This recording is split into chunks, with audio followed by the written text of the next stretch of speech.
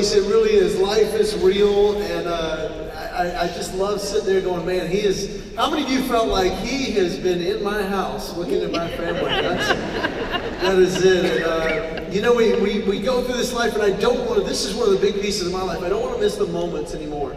As I get older, I think, you know what, Lord, let me see those times where you want to teach me things in real life. And we learn from our kids, don't we? And we learn from those situations. And I had one several years ago. I have two teenage boys, and I was dying laughing as David was talking about that. But several years ago, when they were 4 and 5, we took them to Disney for the first time. Breakfast with the characters, several days at Disney. The last day, we said, you can pick out a souvenir. And I'll never forget, we went to downtown Disney, the wall of stuffed animals.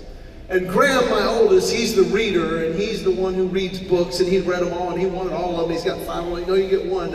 Cody, he's my rough and tumble. He's the one at 3, ran down the street, fell down, skinned both knees, just got up and went, "Mom," and just kept running.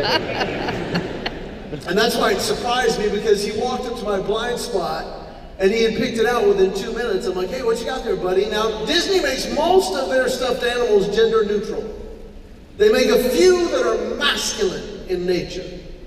To my knowledge, as I looked at that wall, they only make one that is completely feminine in nature. And there's my rough and tumble Cody holding Duchess the cat. And I'm sitting there going, hey buddy, what you got there? He goes, I want the kitty. You want the kitty? Well, listen, you know, you love Tigger. Tigger's a cat. And I picked up Tigger, and he goes, no, I want the kitty. I said, well, there's Lion King. Look at Lion King. He's like, rah, and he's like, no, I want the kitty. And every opportunity I gave him, this cat got closer and tighter. And he never wavered. It was his favorite stuffed animal for his entire childhood. And I'll never forget 2 pieces. One was we got back home from the trip, and a couple weeks later, I went to tuck him in at night. I always tucked in my boys. I don't know where this came from. God gave it to me one night, and I tuck them in, and I always just pray for them, and I touch their head, and going, I'm like, God, give them wisdom beyond their days. Give them a heart of compassion. Give them legs that walk in the truth, arms that reach out to others, but Lord, please. And as soon as I say please, they start squirming, because they know what's next. I'm like, God, please give them joy. And I just tickle them till they can't breathe. And when they can't handle it anymore, they're like, my joy tank's full, my joy tank's full. Oh my God, thank you for giving them joy. And they go to sleep. I walked in 2 weeks after our trip, and there's Cody on his bed, back to the door, kneeling on his bed. I'm like, buddy, time to go to bed. And he's like, Daddy, come here. And I walked around the corner, and there he is. Duchess is laying on his bed with the little green blanket over her. He says, Daddy, watch. And he turned around, and he said, I pray the head, I pray the heart, and the legs, and joy, joy, joy, joy, joy, joy, joy. He turned around and says, look, Daddy, I'm the daddy.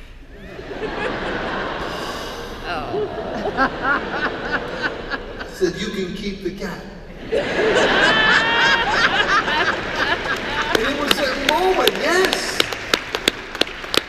But then I want you to fast forward a couple of years later.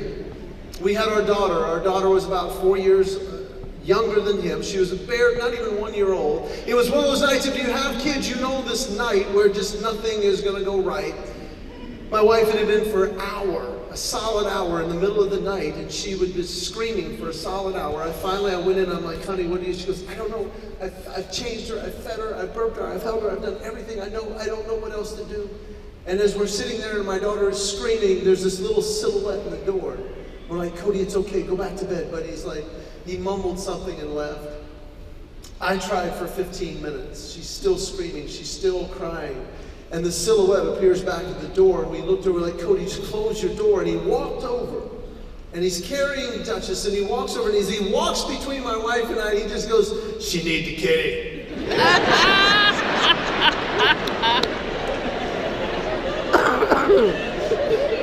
He walked between us, reached up to the top of the crib as a 4-year-old, and he handed this to her. She instantly stopped crying, took the cat, just went, laid down, rolled over, and went to sleep. My wife and I are looking at each other like, what just happened? And there's Cody. We both looked at the door at the same time, and Cody's walking out the door. He goes, "She need the kitty."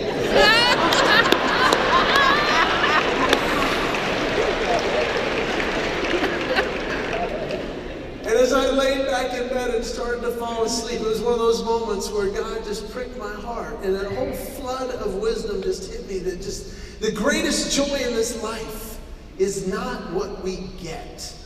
The greatest joy in this life is when we take something that is most precious to us and we give it away.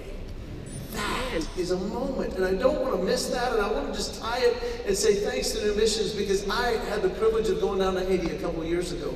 And I'll never forget going down there, bracing myself. I'm going to see poverty, I'm going to see despair, I'm going to see all this, and I did, and it was dark. But then I saw something I'd never seen before. And I was not prepared for it, because we went on the campuses of these schools and the clinics and the churches. And I saw these little kids that lived in the same circumstances, but they had joy. And they had peace. And they were smiling. And they had this, it was literally darkness and light. I've never seen it more vivid than there.